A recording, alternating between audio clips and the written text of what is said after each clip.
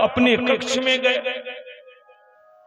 कक्ष में जाकर के महाराज हरिश्चंद्र अपने सिज्जा पर जाकर के सो गए। कुछ देर के बाद राजकुमार रोहित भी आया, वो भी सो गए। कुछ देर के बाद जब सब कोई भोजन भाव से पूरा हो गए तो राजमाता शिव्या भी आई उस कक्ष में, वो भी सो गई। तब विश्वामित्र देखा कि सब गहरे निद्रा में चले गए हैं। लमसम मध्य रात्रि में 12 बजे रात में विश्वामित्र उस कोना में जो छुपे हुए थे वहां से निकले और हरिश्चंद्र के सिरहोना में आकर के खड़ा हो गए। सरसरी निगाह से देखते हैं नजर दौड़ा करके तो एक पलंग पर हरिश्चंद्र सो रहा है, दूसरे पलंग पर महारानी शिव्या सो रही है और तीसरे पलंग पर राजकुमार रोहित सो रहा है। आहा, सरसरी निगाह से विश्वामित्र तीनों को देख लिए। अब मन में विचारते हैं कि थोड़ा पहले जांच करते हैं कि ये असली सत्यवादी है कि नकली है।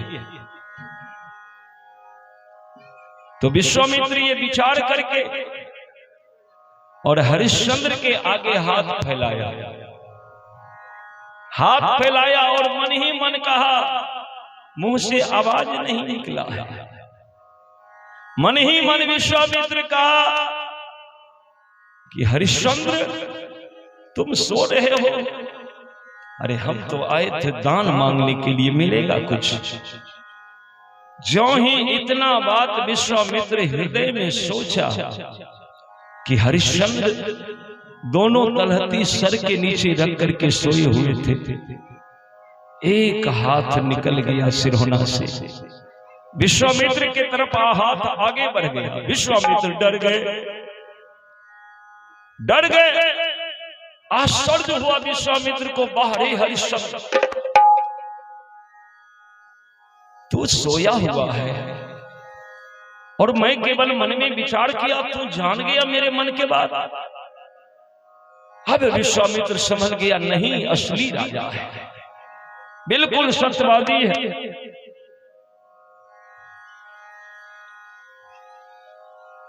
ये सत्यवादी है। विश्वामित्र उसी समय मान गए और विश्वामित्र विचार किया कि अब हमें संभल कर चलना होगा, नहीं तो हम मुंह के बल गिर जाएंगे, दुनिया में हमारी हंसी हो जाएगी, हमारा 60,000 वर्ष के तपस्या के फल चला जाएगा। सावधान हो गए विश्वामित्र। और विश्वामित्र जी अपने धोती के खूंट बढ़ा दिया, तो महाराज दान करिए। हमारी हौसला है,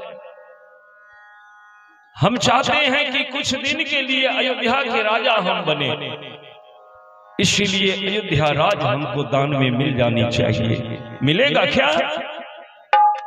बस हरिश्चंद्र के ये हाथ जो सर के नीचे पड़ा था, ये हाथ भी निकलकर विश्वामित्र के आगे बढ़ गया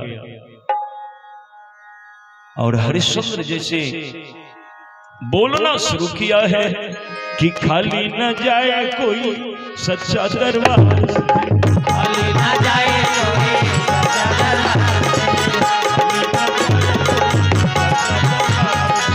खाली न जाए कोई सच्चा दरबार।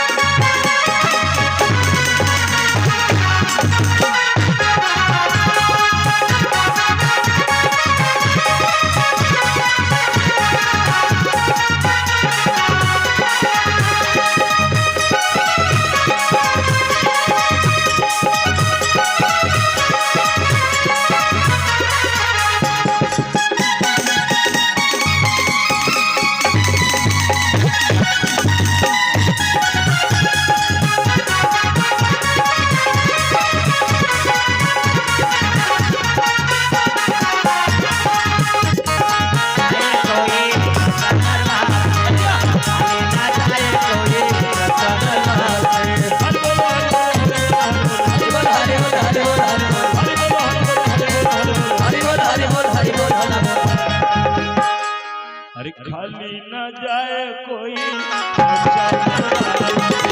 खाली न जाए कोई सच्चा दरबार में, खाली न जाए कोई सच्चा दरबार में, खाली न जाए कोई सच्चा दरबार में। हाथ बढ़ गया, इशारा है, मांगिए बाबा, जो मांगना है मांगिए, जो मांगेंगे वही मिलेगा, क्योंकि सच्चा दरबार का सच्चा नियम है, खाली न जाए कोई सच्चा दरबार से। बोलिए भक्तवत्सल भगवान की जय। विश्वामित्र जी तुरंत धोती के फूट बढ़ा दिए, तो राजा हमको अयोध्या राज दे दीजिए। हरिश्चंद्र हाथ बढ़ा दिए, तुरंत विश्वामित्र जी खूंट में गांठ लगा दी, गांठ बांध लिए। क्या? तो अयोध्या राज हमको मिल गया।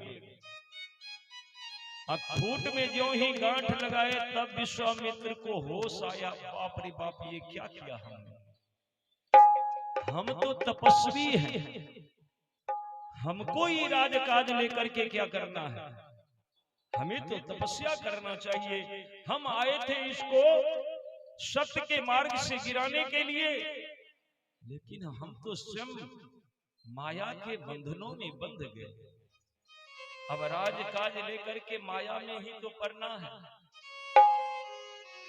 विश्वामित्र जी घबरा गए, नहीं नहीं, हमको राजकाज नहीं चाहिए। मन में विचार किया और फैसला किया कि किसी भी तरह से इसको सत्य के मार्ग से गिराना है। हम राजकाज लेकर क्या करेंगे?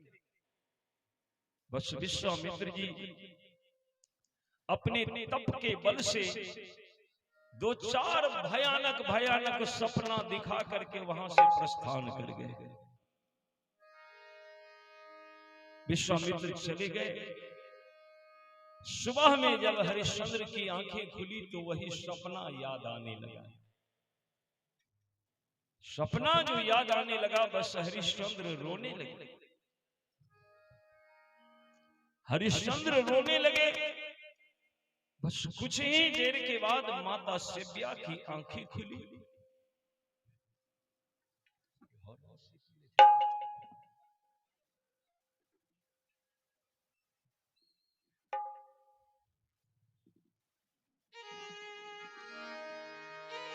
माता शिव्या की आंखें जो ही खुली, बाबू हो, माता शिव्या दौड़ कर गई, क्योंकि रोज का नियम है माता शिव्या का। रोज दिन माता शिव्या जो ही सो करके उठती थी तो आंख मलते हुए जाती थी, या पति के चरण पर हाथ रख करके तभी आंख खोलती थी। पतिव्रता है, पति को भगवान मानती है। पति के दर्शन मिल गया तो भगवान के दर्शन मिल गया। हृदय में ये भाव था माता शिव्या का। प्रत्येक दिन के भांति आज भी माता शिव्या जो ही पति के चरण पर दोनों हाथ रख करके दर्शन करने के लिए आंख खोलती है तो देखती है कि स्वामी रो रहे हैं। माता शिव्या घबरा गई, हाथ जोड़कर पूछ दिया, माता शिव्या, स्वामी क्या बात है? आपको भी माया में मन रम गया है क्या? लगता है कि कोई वस्तु आपने खो दिया है, इसीलिए सुबह सुबह हमें भगवान के भजन करना चाहिए तो आप भजन आज नहीं कर रहे हैं, आज रो रहे हैं, क्या बात है स्वामी? कोई वस्तु खो गया है? महाराज हरिश्चंद्र कहे, नहीं शिव्या, अगर कोई वस्तु खो जाता तो हरिश्चंद्र कभी नहीं रोता। शिव्या, वस्तु नहीं खोया है। ये बात चल ही रही थी कि राजकुमार रोहित की आंख खुली। तो राजकुमार रोहित भी पुत्र धर्म को पालन करने वाला है। एक पुत्र का धर्म है। एक पुत्र का धर्म है कि अपने माता पिता को भगवान मान करके रोज दिन उनके चरण में झुक करके उनके चरण स्पर्श करे, उनसे आशीर्वाद ले। ये पुत्र का धर्म है। वो पुत्र बहुत आगे बढ़ेगा, वो प्रतिभावान होगा, वो सर्वगुण संपन्न होगा, जो रोज दिन अपने माता पिता को प्रणाम करता है। रामायण में इसका प्रमाण मिला है।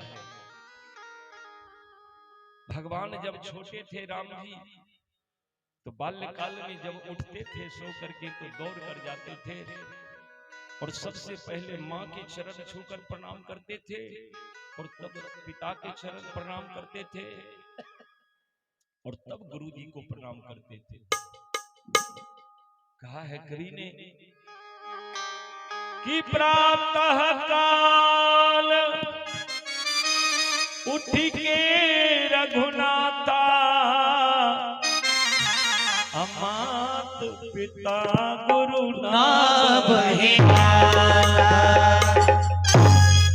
लेकिन आजकल के बच्चे सो करके उठेगा और मोबाइल हाथ में लेगा, फेसबुक खोलेगा, देखेगा कि कौन हमारे ऊपर क्या कमेंट किए हैं, वही देखेगा। माँ बाप को देखने की फुर्सत नहीं।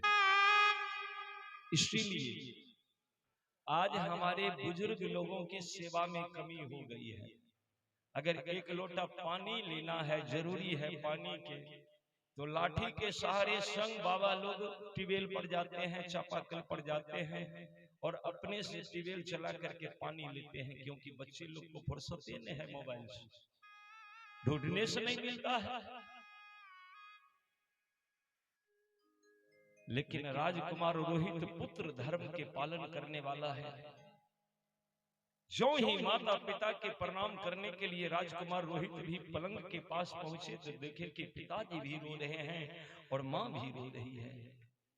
प्रणाम कर लिया और राजकुमार रोहित भी पूछते हैं, पिता महाराज क्या बात है, आप क्यों रो रहे हैं? पिता महाराज क्या हो गया?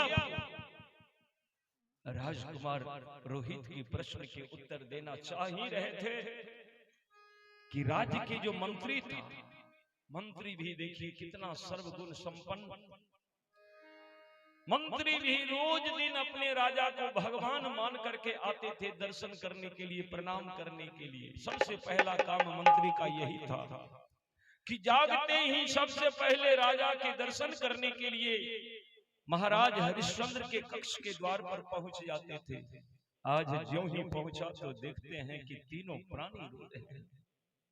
मंत्री दौड़ कर गया, चरण में सर रखा, हाथ जोड़कर हरिश्चंद्र से पूछा कि महाराज क्या बात है, आप तो ऐसे कभी नहीं रोते थे, आज क्या हो गया कि आप रो रहे हैं? महाराज हरिश्चंद्र रोते हुए पूछते हैं, कहते हैं कि मंत्री रात मैंने 2-4 सपना देखा है। शुरू में जो स्वप्न देखा वो तो बहुत बढ़िया देखा है हमने, लेकिन बाद में जितने स्वप्न देखा है वही स्वप्न की बात जो जो याद आती है मेरा हृदय कांप जाता है, बरबस मेरे आंख से आंसू बहने लगता है, बरबस मेरे आंख से आंसू बहने लगता है। मंत्री कहा कि महाराज हमारे बड़े बुजुर्ग कहते हैं कि सपना अपना नहीं होता है और आप इतने बड़े ज्ञानी होकर के सपना को अपना मानते हैं। महाराज हरिश्चंद्र कहे, हाँ मंत्री, क्योंकि ये हरिश्चंद्र का सपना है। जो हरिश्चंद्र स्वप्न में भी झूठ नहीं बोलता तो उसको स्वप्न कैसे झूठ हो सकता? बोल। कहा तो राजा बाबू एक उपाय है। हमारे बड़े बुजुर्ग कहते हैं कि रात में कहीं उल्टा पुल्टा स्वप्न देख लो तो जागते ही वो स्वप्न वाली बात किसी को कह के सुना दो तो वो स्वप्न प्रभावशाली नहीं रहता, निष्प्रभाव हो जाता है। महाराज महाराज शीघ्र बोल दीजिए ना। महाराज हरिश्चंद्र कहे कि मंत्री बोल तो दूंगा, लेकिन मेरे स्वप्न झूठ ना हो। कहीं मेरा स्वप्न झूठ हो गया तो मेरा सत्य भंग हो जाएगा। देखिए सत्य के कितने बड़े पुजारी हैं कि स्वप्न में जो बात देखा है डर रहे हैं कि कहीं झूठ ना हो जाए, लेकिन बात बड़ा भारी है। मंत्री कहा कि क्या देखे हैं राजा बाबू? तो हरिश्चंद्र रो रो करके सुना रहे हैं। मंत्री मैंने स्वप्न में देखा है, सुनो ध्यान से। सुतली में चलिए महल में रे सपना देख लो सुतली में चलिए महल में रे सपना देख लो।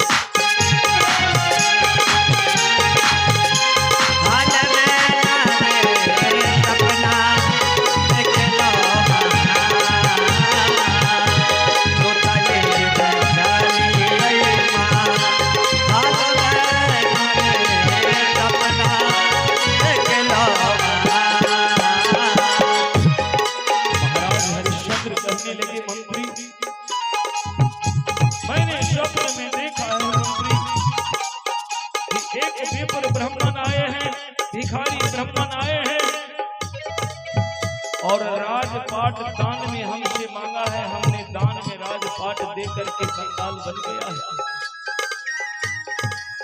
यदि यही हमारी स्वप्न समाप्त हो जाती मंत्री तो मैं नहीं रोता मंत्री, लेकिन इससे आगे जो देखा है ना मंत्री, वही बात मुझे रुला रहा है। जानते हो जिस सेठिया को तुम लोग सुबह से शाम तक राजमाता राजमाता राजमाता कहते रहते हो, मैंने स्वप्न में देखा है तुम्हारी राजमाता सेठिया काशी में भीग गई है, पराये के घर में वो चाकी चला रही है मंत्री। यही बात मुझे रुला रहा है। अरे रानी चलावती चाकी नर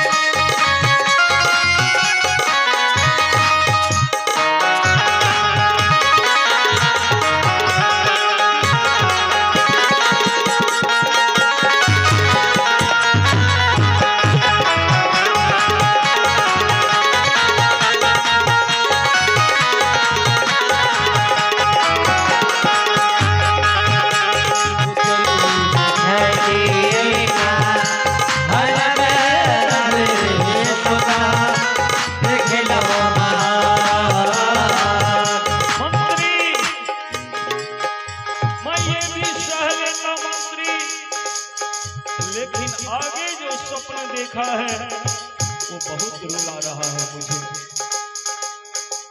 जिस राजकुमार रोहित को तुम लोग फूल की तरह अपनी तलहटी पर संभाल कर रखते हो, मैंने स्वप्न में देखा है कि उस राजकुमार रोहित को एक काला विषधर नाग डस लिया है। राजकुमार रोहित मर गया है, मैं शमशान में हूं, रोहित की लाश मेरे सामने है। यही बात मुझे रुला रहा है।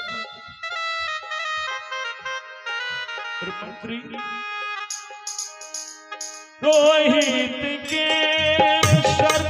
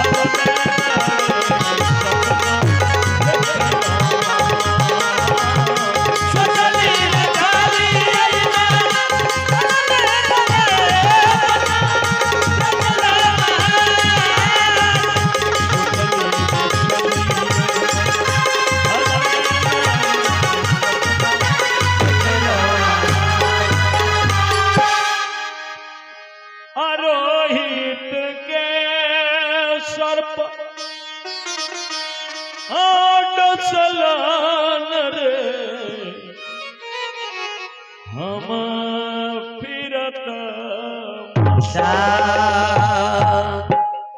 यही बात मुझे रुला रहा है। मंत्री कहा कि राजा बाबू भगवान पर भरोसा रखिए, कुछ नहीं होगा आपको।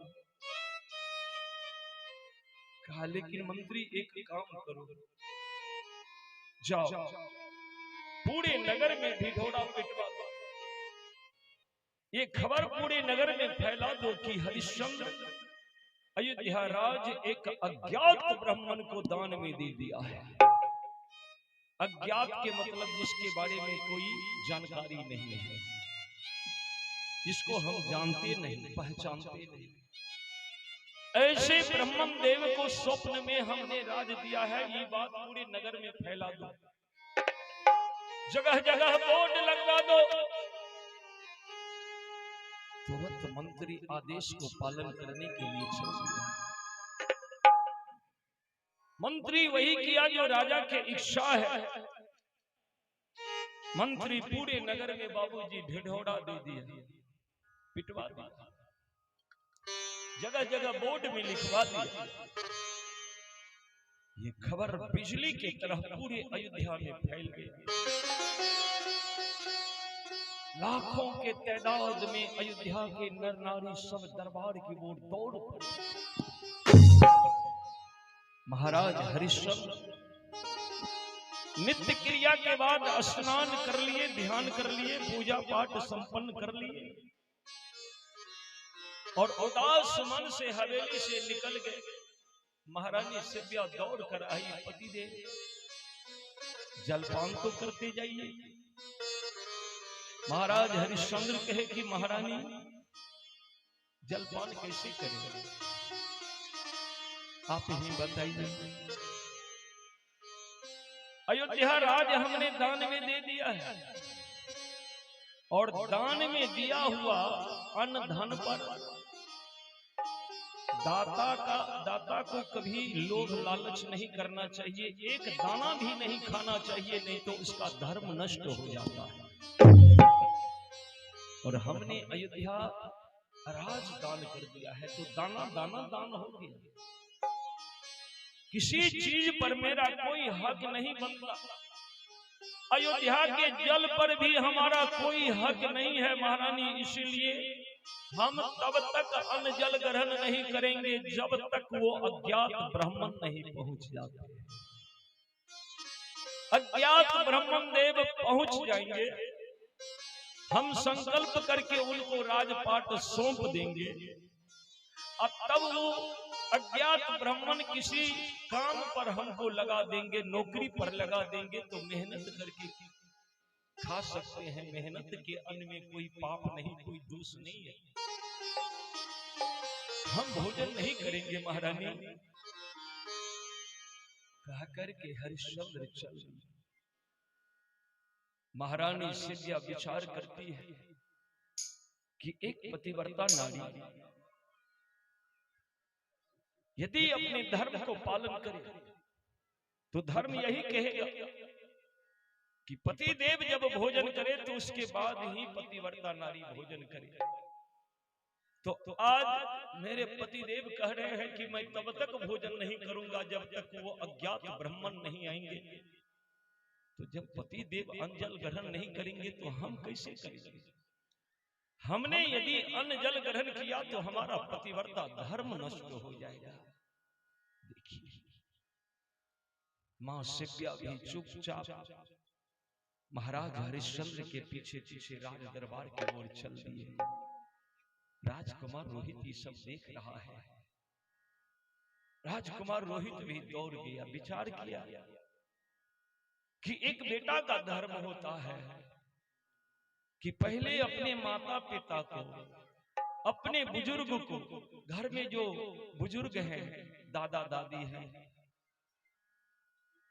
माता पिता है, चाचा चाची है, ये सब जब भोजन कर ले तब भोजन करना चाहिए। और यहाँ मेरे माता पिता भूखे जा रहे हैं, हम भोजन कैसे करेंगे? राजकुमार भी पीछे पीछे चल दिया। तीनों प्राणी भूखे चल दिए।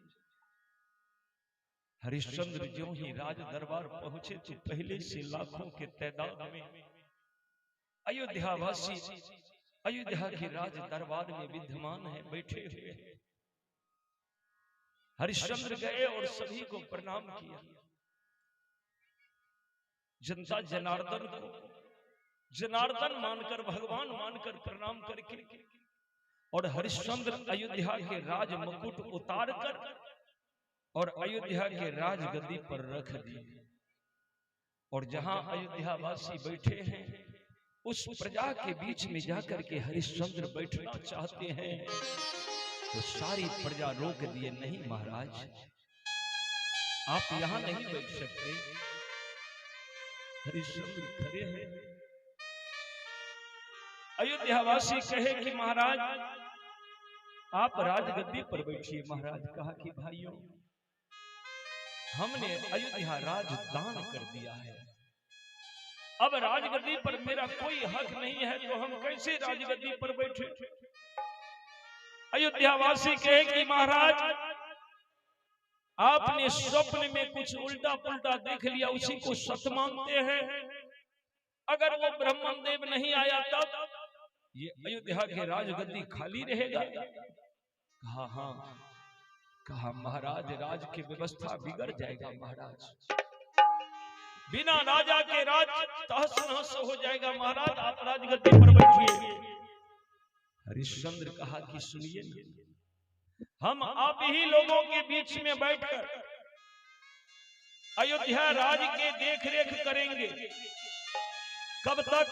जब तक वो ब्राह्मण देव नहीं आते हैं तब तक। लेकिन हम आप ही लोगों के बीच में बैठेंगे, राजगद्दी पर नहीं बैठेंगे। आप तो प्रजा भी हैं, हम प्रजा भी नहीं है। हमने सब कुछ दान कर दिया, अब हम आप ही लोगों के बीच में रहेंगे। रहने दीजिए, हमको हाथ जोड़ते हैं आप लोगों से।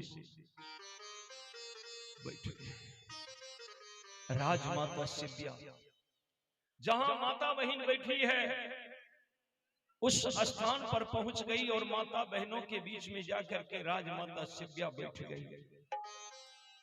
और अयोध्या के छोटे छोटे बालक जहां बैठे हैं उस बीच में जाकर के राजकुमार रोहित बैठ गया। तभी उधर से विश्वामित्र जी पहुंच गए। विश्वामित्र जी को देखकर महाराज हरिश्चंद्र उठकर स्वागत किए। आइए बाबा आइए, विराजिए। उचित स्थान देकर के विश्वामित्र को हरिश्चंद्र जी बैठाए और हाथ जोड़ करके सारी प्रजा के बीच में महाराज हरिश्चंद्र पूछ दिए, कहे कि बाबा कहिए ये हरिश्चंद्र आपका क्या सेवा करे। देखिए कौन कहता है कि हरिश्चंद्र अभिमानी है। कितना सुंदर बात कहा कि ई हरिश्चंद्र, ई नहीं कहा कि राजा हरिश्चंद्र आपका क्या सेवा करे। क्या कहते हैं कि ई हरिश्चंद्र आपके लिए क्या कर सकता है। बोलिए बाबा, क्योंकि हरिश्चंद्र राजा नहीं है। अगर कुछ कर पाऊं तो सौभाग्य समझूंगा। बोलिए बाबा मैं क्या करूंगा। विश्वामित्र जी कहे कि राजन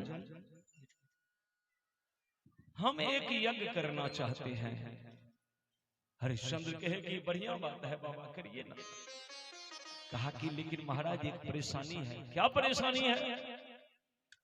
कहा कि उस यज्ञ में 60 भार सोना की जरूरी है, स्वर्ण मुद्राएं की जरूरी है। अगर 60 भार स्वर्ण मिल जाए तब मेरा यज्ञ सफल होगा। महाराज हरिश्चंद्र तिजोरी के चाबी लेकर के मंत्री के हाथ में दिया। मंत्री साहब हाँ राजा बाबू जाइए, तिजोरी खोलकर और 60 भार स्वर्ण मुद्राएं लेकर के बाबा को दिया जाए। अभी इसी वक्त दिया जाए। मंत्री तिजोरी की चाबी लेकर के हवेली की तरफ बढ़ा। विश्वामित्र जी प्रसन्न हो गए, कहे कि मेरा काम बन गया। मैं सोचा था कि बहुत परेशानी होगी, लेकिन ये तो सहज में ही सत्य के माल से गिर गया। मेरा काम बन गया। अभी 5 कदम मंत्री आगे बढ़ा कि विश्वामित्र जी हरिश्चंद्र से पूछ दिया, हरिश्चंद्र हाँ बाबा, अरे तुम्हारे बारे में सुना था कि तुम बड़े सत्यवादी हो। तुम्हारा कहना है कि चंद्र टने सूरज टने, टने जगत में बहार, पैदरी ढीला राजा हरिश्चंद्र का करे न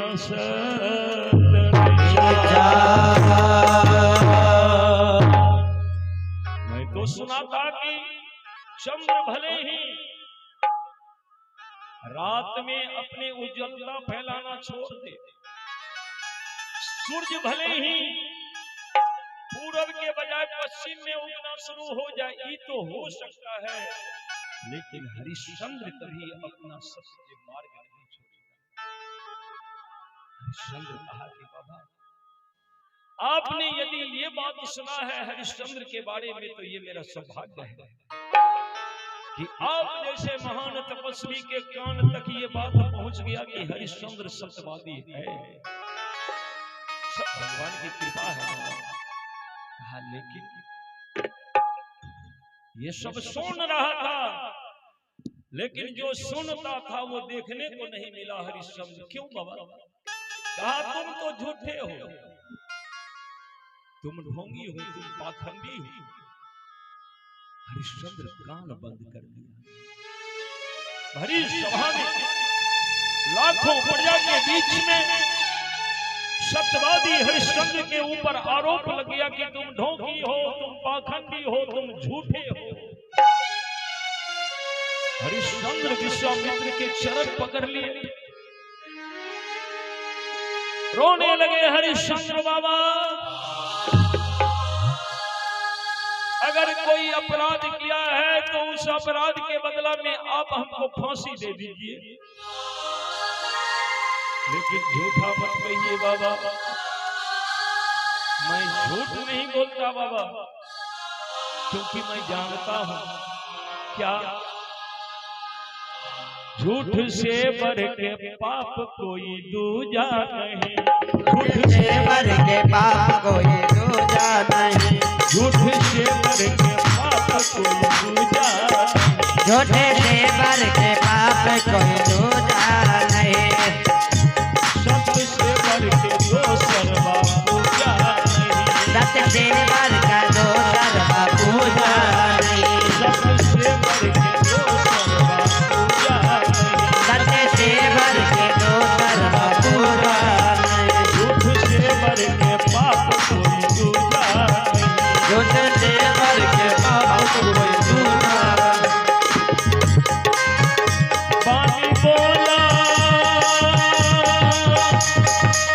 हो पानी बोला, पानी बोला ओ पानी बोला,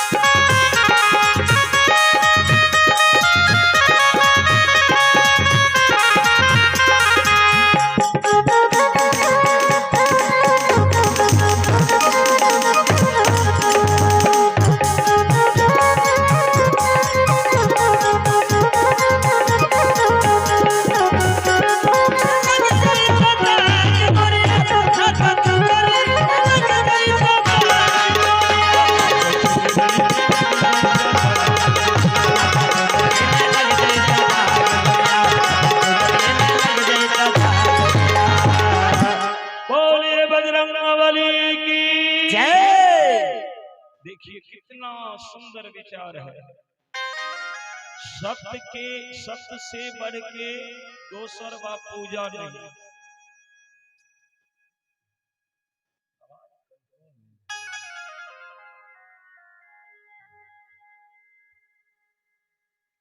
बोलिए भक्तवत्सल भगवान की जय। कम करिए। हेलो हेलो इहो बक्सा के तनी कम करियो ओकरा। हेलो हेलो कम रहने अधिक नहीं चाहिए, कम रखिए। बोलिए भक्तवत्सल भगवान की जय। इतना ही पर रखिए। मैं निवेदन कर रहा हूं, एक आदमी सत्यनारायण भगवान की पूजा करे, उनको जितना पूजा करने में फल मिलता है, तो एक आदमी अगर सुबह से लेकर शाम तक केवल सत्य बोल दे, तो सत्यनारायण भगवान की पूजा में जितना फल मिला है उस आदमी को सत्य बोलने मात्र से फल मिल जाता है।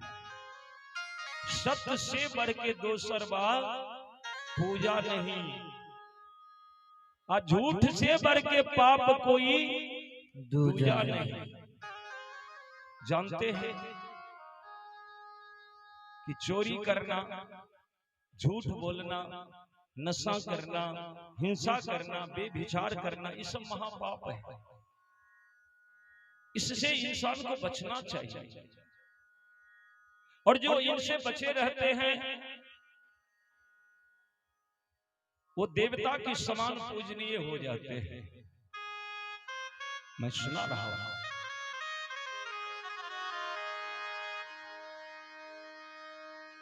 महाराज हरिश्चंद्र कहे कि बाबा हम तो इतना जानते हैं कि झूठ बोलना महापाप है, और हम स्वप्न में भी झूठ नहीं बोलते, और आप हमको झूठा कहते हैं, पाखंडी कहते हैं, ढोंगी कहते हैं। बाबा नहीं बाबा, ये आरोप बिल्कुल गलत है बाबा। अगर और कोई अपराध हमसे हुआ है तो आप हमको सजा दे दीजिए, फांसी पर झुला दीजिए, लेकिन हमको झूठा मत कहिए। कहा कि राजन बड़ा क्रोध आया तुम्हें, तुम झूठे नहीं हो। कहा नहीं। कहा तो एक बात बताओ, अभी तुमसे हमने क्या मांगा? कहा 60 बार सोना, और मैंने मंत्री को चाबी दिया है, मंत्री जा रहा है सोना लाने के लिए, आपको दिया जाएगा बाबा, तो मैं झूठा कैसे? कहा लेकिन वो सोना तुम्हारा है, बोलो। कहा कि नहीं मेरा नहीं है। कहा तो वो तिजोरी तेरा है? कहा कि नहीं। कहा वो चाबी तेरा है? कहा नहीं। कहा तो किसका है? कहा कि बाबा रात में हमने अयोध्या राज किसी को दान में दिया है,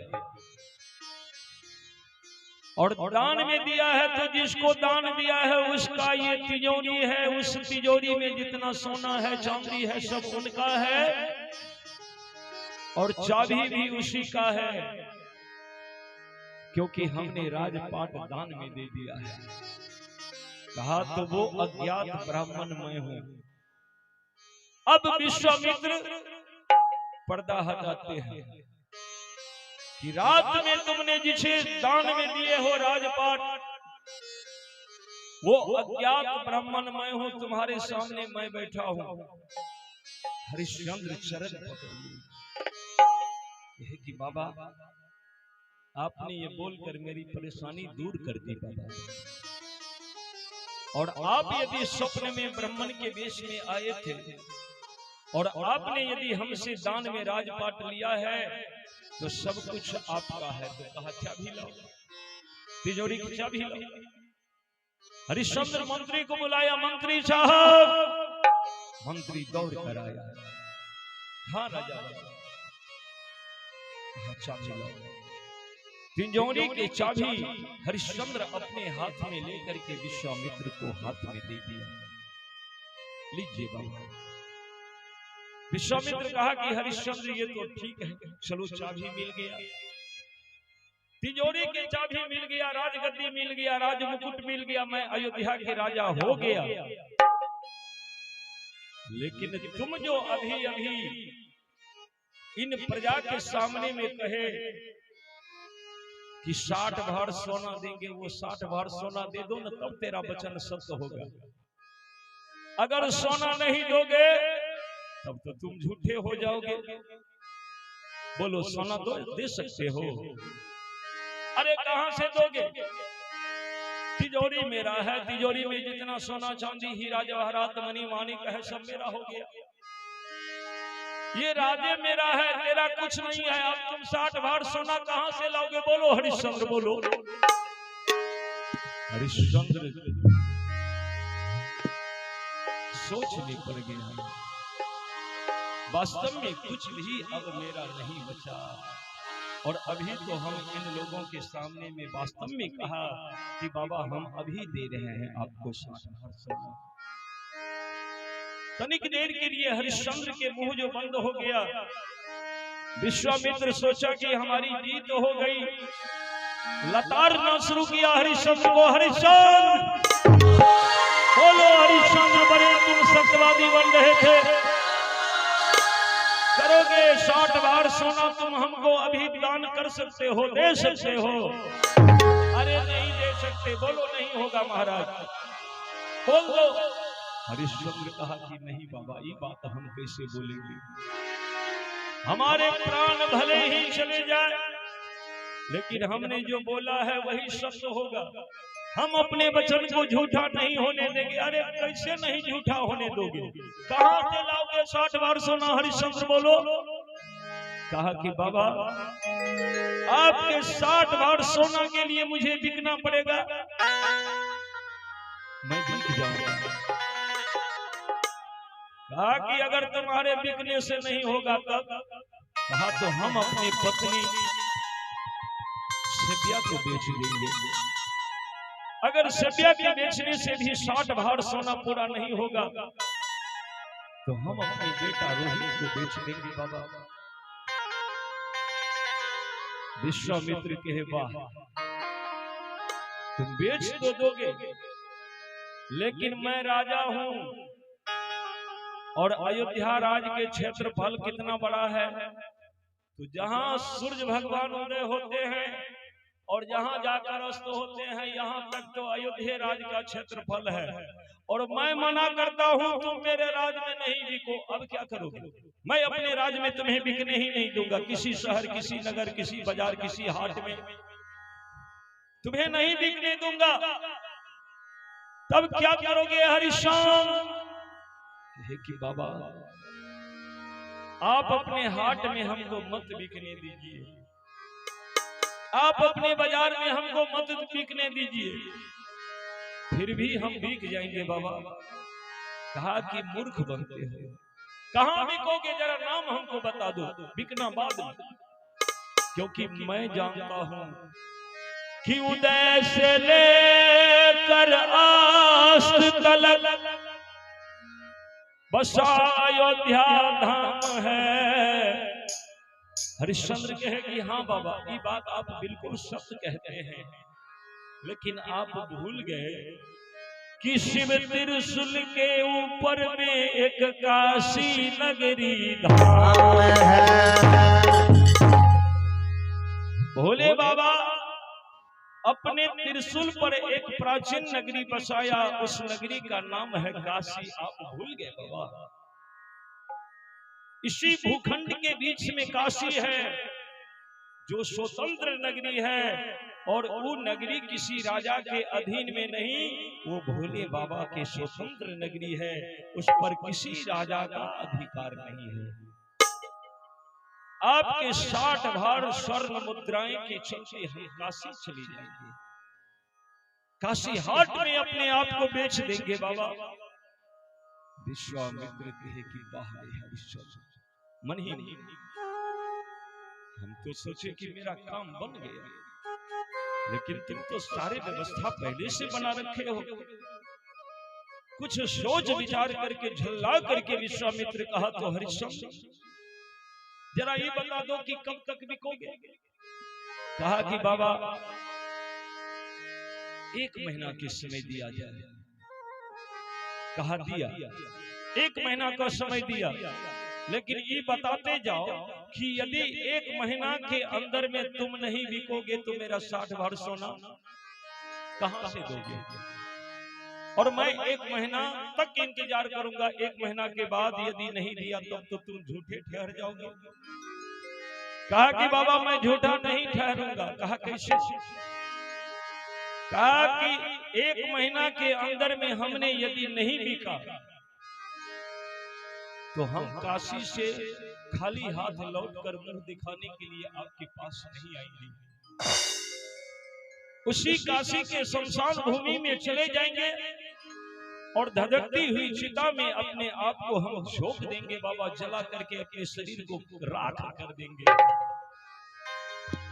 लेकिन छोड़ो न धर्म अपना, छोड़ो न धर्म अपना, चाहे ये प्राण तन से निकले। छोड़ो न धर्म अपना, चाहे प्राण तन से निकले। छोड़ो न धर्म अपना, चाहे प्राण तन से निकले। छोड़ो न धर्म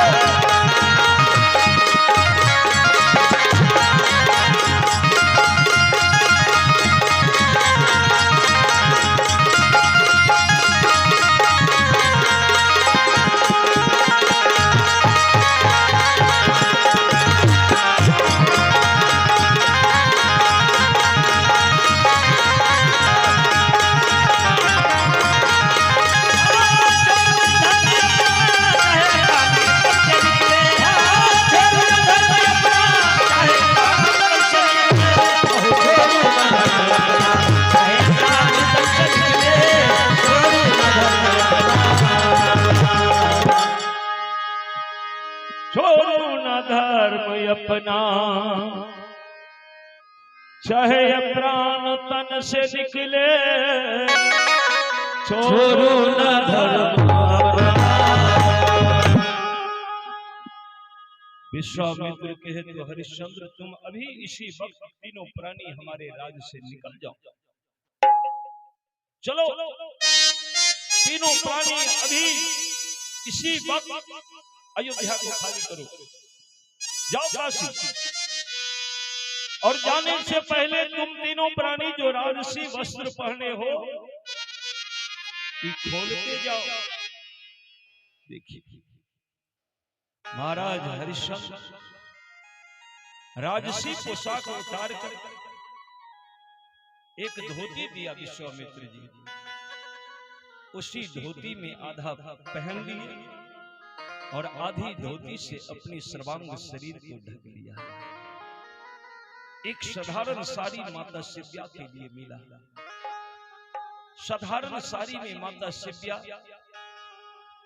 भिखारी की तरह हाथ जोड़ करके पति के साथ दासी की तरह चलने के लिए तैयार है।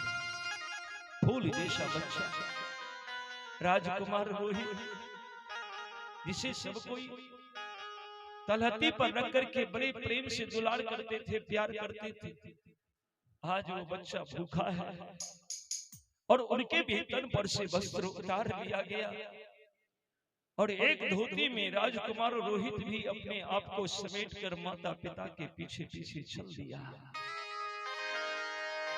एक बार भी बच्चा मना नहीं किया, बाहरी बेटा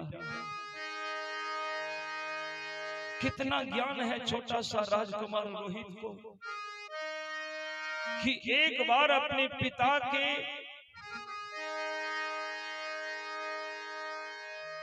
निर्णय को मानने से इनकार नहीं किया, चल दिया पिता के साथ साथ। बाबू हो, जब राजा रानी और राजकुमार रोहित अयोध्या से निकलने लगे तो अयोध्या में हाहाकार मच गया। अयोध्या वासी फूट फूट कर रोने लगे, बिलखने लगे। सड़क के दोनों किनारे लोग खड़े हैं, हजारों हजार के तादाद में।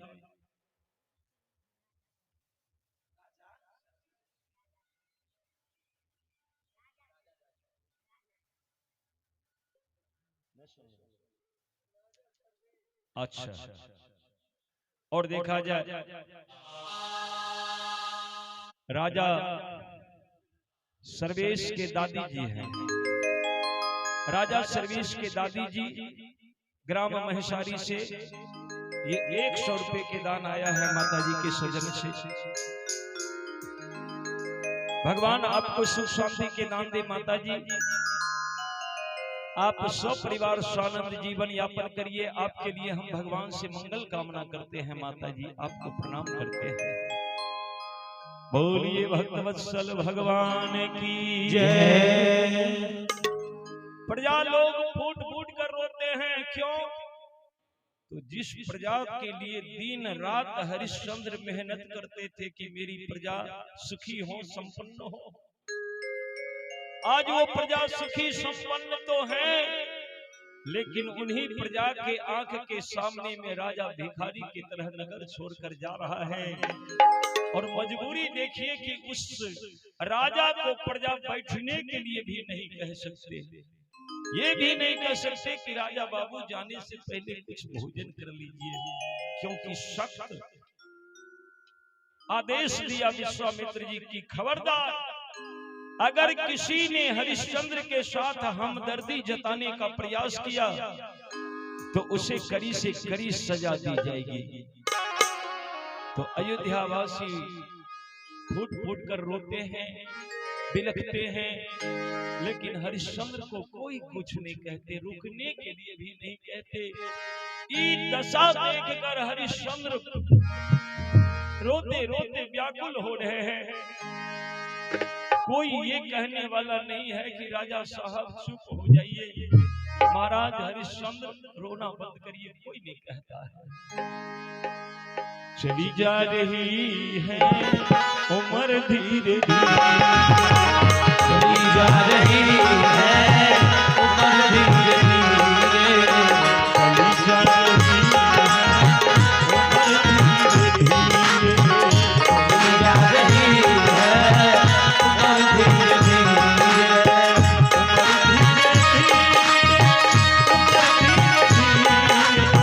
उम्र धीरे धीरे, उम्र धीरे धीरे, उम्र धीरे धीरे, पल पल ये आठों पहर धीरे धीरे, पल पल ये आठों पहर धीरे धीरे, पल पल ये आठों पहर धीरे धीरे।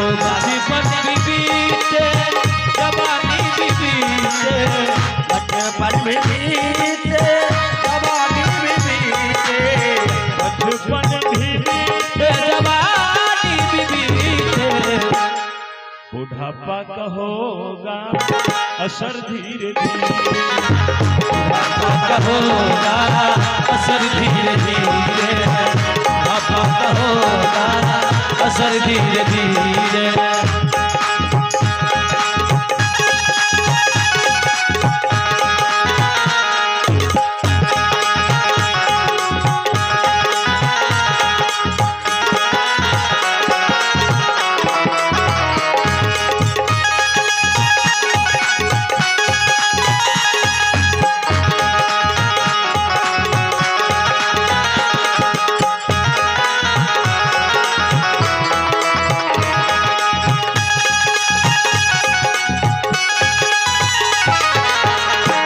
जा रही है उम्र धीरे धीरे, चली जा रही है उम्र धीरे धीरे,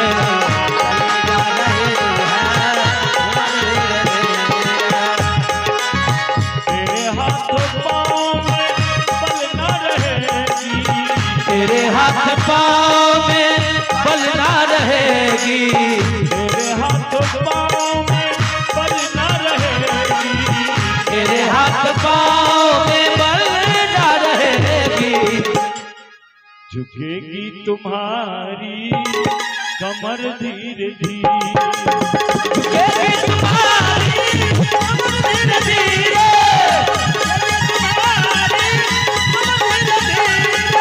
उम्र धीरे धीरे, उम्र धीरे धीरे,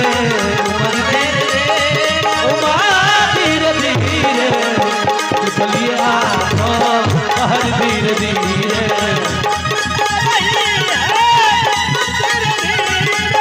चली जा रही है धीरे धीरे। बोलिए भक्तवत्सल भगवान की जय। तीनों प्राणी चले जा रहे हैं। सज्जनों, विचारने वाली बात है। मान लिया कि महाराज हरिश्चंद्र कभी कभी पांव पैदल चलकर 2-4-10 कोस किसी काम से निकलते होंगे, लेकिन राजमाता शिव्या तो कभी भवन से यदि बाहर निकलती थी तो उनके लिए रथ हुआ करता था, रथ पर चढ़ करके कहीं जाती थी। अधिक दूर चलने का अभ्यास मां शिव्या के तो था नहीं। राजकुमार रोहित फूल जैसा बच्चा, ये भी इतना दूर कभी चला नहीं था। दो चार 10 कोस आगे बढ़ने के बाद राजमाता शिव्या के पांव में जो पत्थर के ठोकर लगे, कंकर के ठोकर लगे, कांटा जो चुभ गए, सो पांव में बड़ा दर्द होने लगा, पीड़ा होने लगी। तो राजमाता शिव्या कहती, स्वामी बैठ जाइए। महाराज हरिश्चंद्र किसी वृक्ष के तले जाकर बैठ जाते थे, और जब एक बार बैठ जाते थे तो सारे दिन समाप्त हो जाता था, रात्रि को चल नहीं पाते थे। तो राजमाता शिव्या और राजकुमार रोहित चलने में असमर्थ हो गए। हरिश्चंद्र क्या करे? अगर अकेले चलना होता तो शायद हरिश्चंद्र समय रहते काशी पहुंच जाते, लेकिन पत्नी और बच्चे को भी साथ में ले जाना है और दोनों चलने में असमर्थ है। इसीलिए 28 दिन चलते रहने के बाद भी काशी नहीं पहुंचे, भूखे। राजकुमार रोहित जब 28 दिन तक भूखे रह गए, तब सब्र के बांध टूटने लगा, क्षुधा सताने लगी, भूख से पेट में आग लगने लगी, प्यास से कंठ जलने लगा। टूटे हुए फूल के तरह राजकुमार रोहित मुरझा सा गया। मां शिव्या के उंगली पकड़ के राजकुमार रोहित 28वां दिन कहा कि मां, अब हमसे चला नहीं जा रहा है। मां, अब बहुत जोर की भूख लगी है मां, भूख से पेट में आग लग रही है मां, कुछ खिला दो मां, कुछ खिला दो मां। चला नहीं जाए, बुला नहीं जाए, बुला नहीं जाए, चला नहीं जाए, बुला नहीं जाए। पग पग